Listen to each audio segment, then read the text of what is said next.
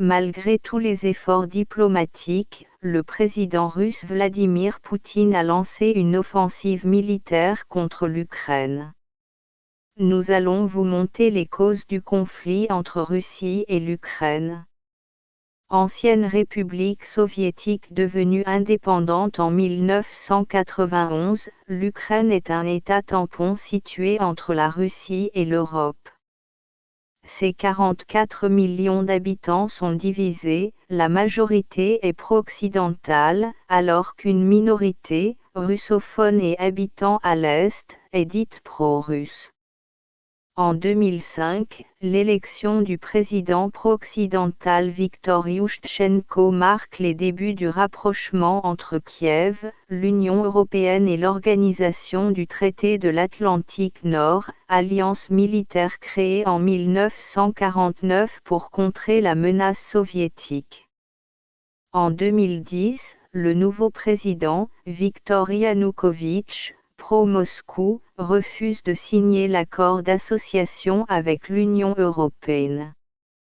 Cette décision déclenche, en 2014, la révolution pro-européenne de Maïdan, violemment réprimée par les forces de l'ordre, environ 80 morts, mais qui finira par conduire à la chute du président Yanukovych.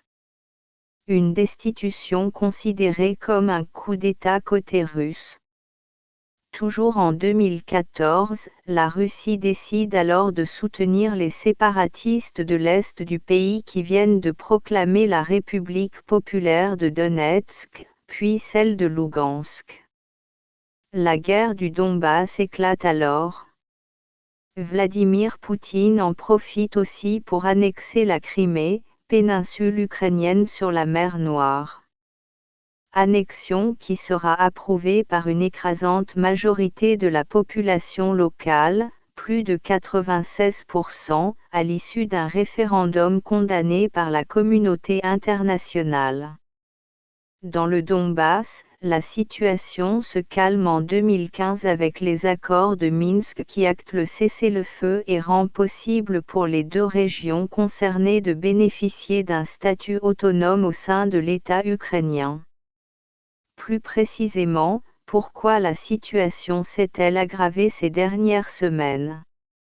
Depuis 2020, l'Ukraine prend de plus en plus part aux exercices conjoints de l'OTAN, ce qui est vécu comme une provocation côté russe.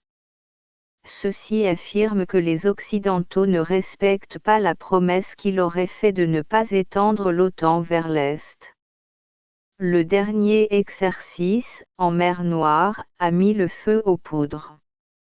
D'après Carole Grimaud-Poté, Vladimir Poutine a alors décidé d'amonceler ses troupes à la frontière pour exercer une pression et réunir, autour de la table, les États-Unis et l'OTAN pour discuter d'une nouvelle stratégie de sécurité européenne. Au mois de décembre, le courrier envoyé par Poutine aux Américains est resté lettre morte, raconte l'experte. À l'époque, les États-Unis et l'UE se sont contentés de faire avancer la diplomatie sur la question du Donbass où le conflit perdure malgré les accords de Minsk. Ils ont pensé que régler ce problème était la condition première pour parler de sécurité européenne. Mais, en attendant, les points clés des Russes, c'est-à-dire la non-expansion de l'OTAN à l'Est et la garantie que l'Ukraine et la Géorgie y entreraient jamais, ont été refusés catégoriquement par l'OTAN. Les points les plus importants pour Vladimir Poutine ont donc été ignorés. Ce dernier a décidé de laisser ses troupes à la frontière et c'est là que le ballet diplomatique a commencé et que les États-Unis ont rapidement parlé d'invasion.